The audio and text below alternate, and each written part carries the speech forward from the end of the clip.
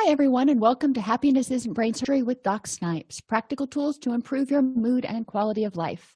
This is Module 3 of a 4-module series on problem solving. The first 2 modules were recorded in our Facebook group, Happiness Isn't Brain Surgery, so if you want to be able to access all of the modules, feel free to join that group. In this section, we're going to identify your problem-solving options and explore methods for solving those problems.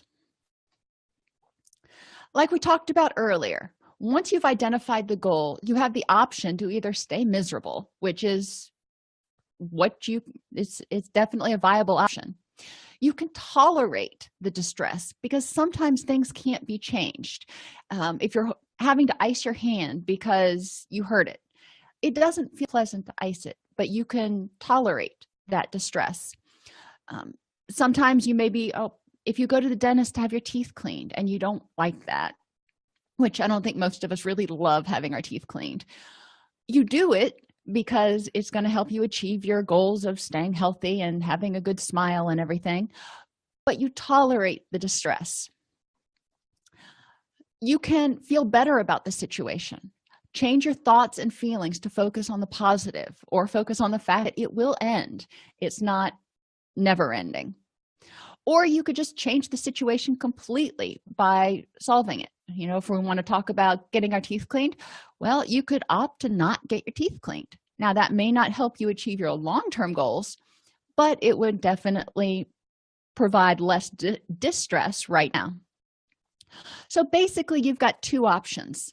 When you're presented with a situation, you only have so much energy. You're either going to choose the option that helps you move toward your ultimate goals of being happy and healthy and content and all those wonderful things, or you're going to choose something that may solve your distress in the present moment, but it's not going to move you towards your goals. So you're going to feel stuck. And I'm liken that to thrashing around in quicksand. When you're in quicksand, you may think that the best thing to do is to thrash around and try to get out because you want to survive. That's acting in your emotional mind. You're trying to relieve the immediate problem without stopping to think about, okay, how do I do this? This is a really bad situation. What is the next right step to do? So when you're acting in your emotional mind, when you're focusing on making distress, emotional unpleasantness stop, sometimes you don't choose the best behaviors that just end up wasting a bunch of energy and keeping you stuck. So you want to start brainstorming solutions. In the first 2 segments, we talked about describing the situation and really getting out of your own head and stepping back and describing it as an investigator, describing it as somebody who wasn't involved in the situation, who's just an observer. So you can get more perspective, not only on your contributions to the situation, but on everything else that's going on. Once you've described it all, you've got it down on paper, you've identified kind of how you got to this place today. We're not talking about every time, but what happened that got me to this place today. Then you can brainstorm solutions. Distress tolerance is, like we talked about, accepting that the situation is unpleasant, but things will change. You don't have to stay miserable. Now, the acronyms improve and accepts, we've gone through multiple times, basically are ways to help you change the next moment. This is unpleasant right now, so what can you do in the next moment to either kind of change your reality? Maybe you take a mental vacation, or you do something that will make you happy. Reading knock-knock jokes, finding funny memes, something like that. Volunteering, contributing. There's a lot of different things you can do to take your focus off the current situation. If it can't be changed, sometimes you just need to take your focus off of it until you can move on. Emotion regulation. You address your vulnerabilities. Sometimes things seem really, really overwhelming, and you realize that one of your vulnerabilities is that you're exhausted. So one way to address that vulnerability is to go to bed. get some good sleep, wake up tomorrow, and reassess the situation then. So if you can address your vulnerabilities, sometimes you can turn down the intensity level of the unpleasant feelings, and you can get a clearer head. Sometimes you just need to take a step away.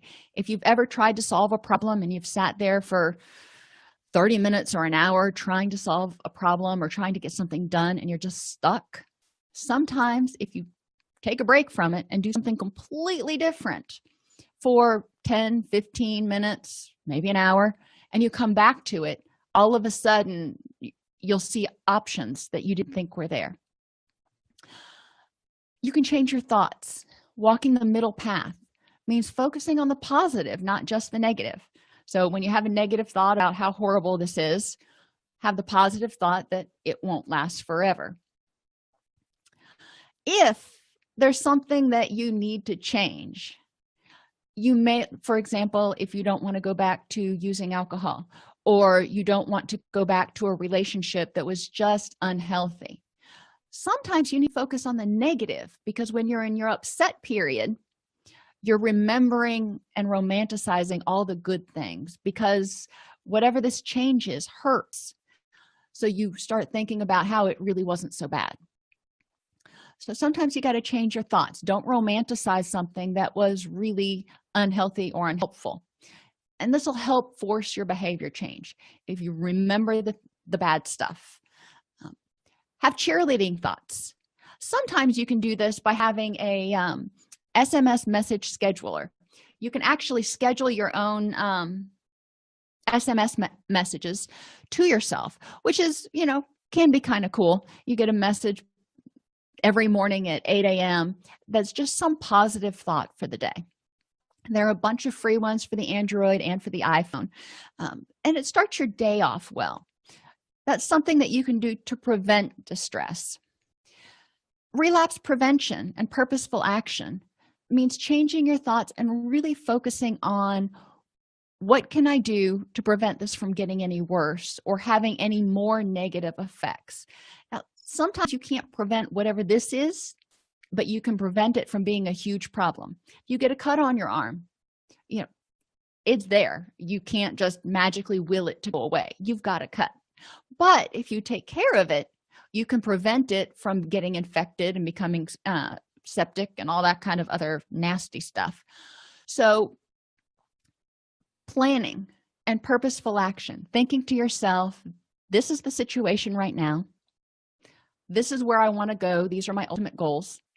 How do I get there? What do I need to do to prevent this situation from holding me back? And identify alternate possibilities. You can also work on just changing your feelings. Sometimes the situation can't be changed. When my father was diagnosed with cancer, that really was a devastating couple of years. There was nothing I could do to change it. So when I would start thinking about it, I would have to start focusing on things that helped me be happy and having an attitude of gratitude for the fact that he was around to see the birth of our first child and to see that how long I did have him in my life compared to what some other people didn't have. Focusing on things that made me happy. And when we were together, focusing on appreciating the moment and how awesome it was, instead of the fact that, in 6 months from now, he won't be here. So focus on the positive. Identify, and preferably do this ahead of time, because when you're in a bad mood, it's hard to think about, all right, what's going to make me happy? Identify what makes you happy. If it is, my daughter loves going on YouTube and finding videos of raccoons eating fruit. She just thinks it's so cute to watch them use their little hands and eat their fruit. I have to put it on mute because they make this horrible smacking sound when they eat. But whatever makes you happy, keep a list of like 5 or 6 different things. If you've got a mobile phone, which most people do anymore, keep a particular album of memes and pictures and other things that make you happy. So if you're having a bad moment, you can go to that and remember the good things. Sometimes you need to change the situation. because and you can change the situation. If you're in a job that you really hate and things happen and you seem to be angry all the time, you can change that situation. You can look for a different job, or you can change how you feel about the situation, at least for the present time, until you can find another job. Sometimes a job is just that. It's not a career, it's a means to an end. When I was in undergraduate, I knew I wasn't going to be working in retail all my life, and it really wasn't my favorite thing to do. However, it was a means to an end so I could, eat while I was going to school. So if you're changing the situation, remove or eliminate whatever's causing your distress if you can. Use interpersonal effectiveness skills to address the situation. If it's a situation with another person, you may need to be able to assert what your needs are and create a win-win.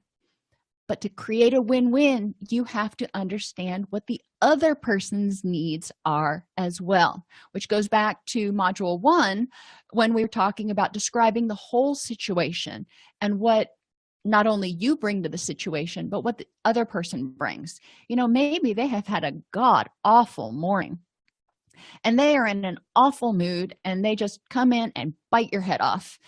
And, you can assert all you want that that's not how I like to be treated, but that's not what they need right now. Right now, they are struggling, they are frustrated, they are angry. So creating a win-win, you can talk to them, let them know that, yikes, you seem like you're feeling really angry today, noticing how angry that they're feeling. And asking if you could help, creating a win-win situation, reaching out, because that'll bring it to their attention that they're, kind of being a little cranky. But it also offers to help their situation. Other times or other ways you create a win-win is by saying, basically, if you let me know ahead of time that we're going to have to do this, it wouldn't cause me as much stress. And around our house, I'm a structured person. I am kind of rigid. And so it reduces stress for everybody in the house if mom knows ahead of time that we've got company coming over on Saturday afternoon. So the kids know it's going to be more rewarding for them and much more relaxing and pleasant if they let me know ahead of time. And I find it helps me because I can plan. You can also add something to alter the situation. Sometimes it's not stepping away from the situation, it's bringing something to it. And that can be compassion. That can be, maybe if you're feeling lonely, sometimes it's not escaping a situation, but actually adding to it and saying, let me add a friend. Let me figure out something else new to add to this situation so I don't feel isolated anymore. Let me bring somebody into it. One way you can start analyzing your options is called the force field analysis. So for each option you have, you want to look at your enabling and motivating forces to change and your constraining or resisting forces to change. So 2 examples. If you are in an argument with your friend, or your friend doesn't respond when you text them or you call them and leave them a message, you can set up a lunch to talk. That's one option. So using the force field analysis, you want to look over what are the motivating forces, the benefits to doing that. Well, emotionally, it may make you feel a little bit more empowered and a little bit more hopeful that you can get something worked out. Mentally, it will enable you to kind of let it go and not be constantly dwelling on what was it that I said, what did I do. You can maybe table it and say, all right, I'm going to figure all that out when we have lunch. Physically, what are the benefits? Well, if you are not all upset and if you're able to put aside those thoughts so they're not bombarding you all the time, you're probably going to have less physical symptoms of stress and sleep better. Interpersonally, it's probably going to make it easier for you to be in a good mood and want to associate with people if you feel like you're headed towards some sort of resolution. It may not affect your job, and it may not affect your environment. What are constraining forces? Well, emotionally, if you call and you set up a meeting to talk, you also might be scared that you're going to get an answer that you really don't want to hear. Mentally, you may end up playing and rehearsing this lunch over and over in your head until it happens, so you actually get stuck there, which may cause additional physical symptoms of stress and may impact your relationships even further. Ultimately, you don't know why your friend didn't respond, so you're trying to figure that out. The question is, what do you need to do? Not everybody can say, all right, I've got a meeting scheduled with this person, we'll deal with it then. I'm going to put it on a table, I'm going to put it on the back burner until that point.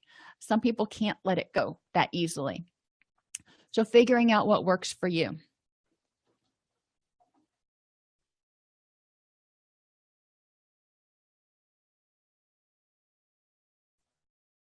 The other example is when you're feeling lonely and isolated. One solution could be making new friends. So again, going through the motivating forces, emotionally, it could be really exciting. The drawback, emotionally, it could be really intimidating if you have low self-esteem or social anxiety. Mentally, making new friends. Some people would view it as extremely exciting and stimulating to get to know other people and experience that. Other people might find it mentally exhausting because they've already got enough going on. They just want to hang out. And all of our stress and all of our thoughts and all that stuff come out physically one way or another. They either drain our energy or enhance our energy. So you want to look at, how is this particular solution to this situation going to impact you? I have a friend right now who is feeling kind of lonely, but he's an introvert.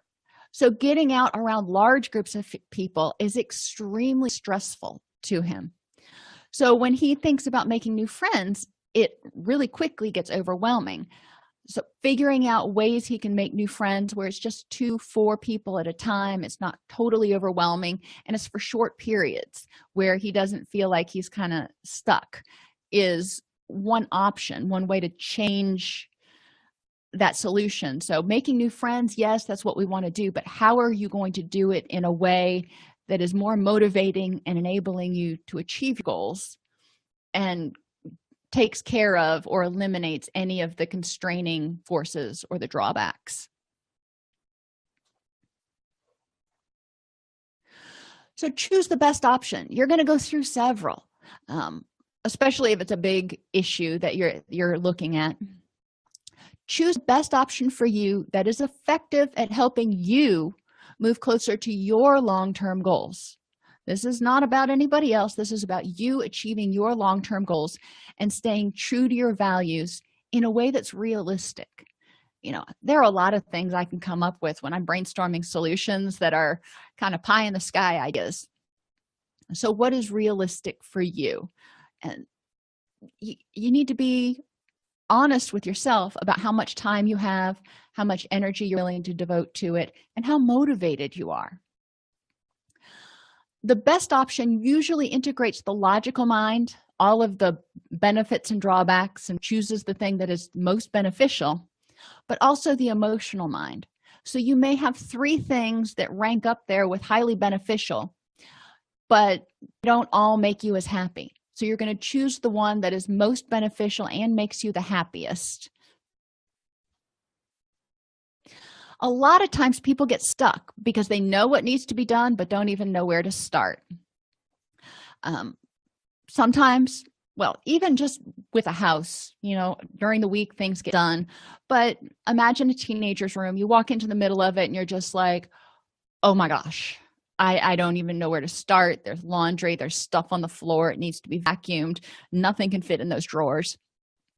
You can get overwhelmed really easily. At our house, what we do is we just take everything and we put it in the center of the room and start from there, because then the bed can be made and you can move on from there. But nothing has to be done Once you put everything in the center of the room, kind of get an idea of all the things that need to be done, just start whittling away at the pile. It's not necessarily something that has to be done in a particular sequential order.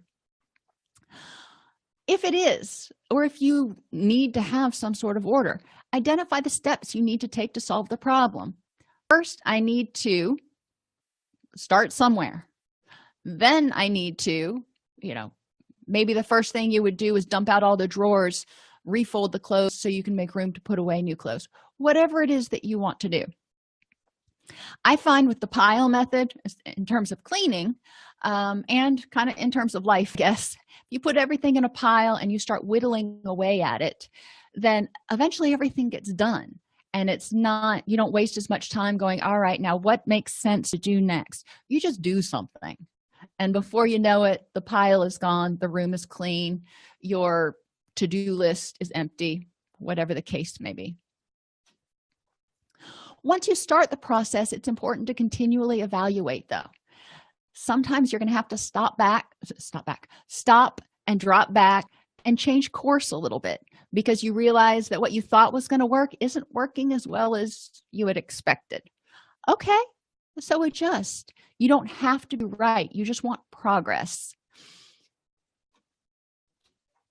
Once you know what the problem is, you can start brainstorming solutions and get outside the box. Some people hear my pile story and they're just aghast. They're like, oh my gosh, I can't imagine just putting everything in a pile. It works for us. It may not work for you. So get outside the box and figure out what may work to help you solve this particular situation.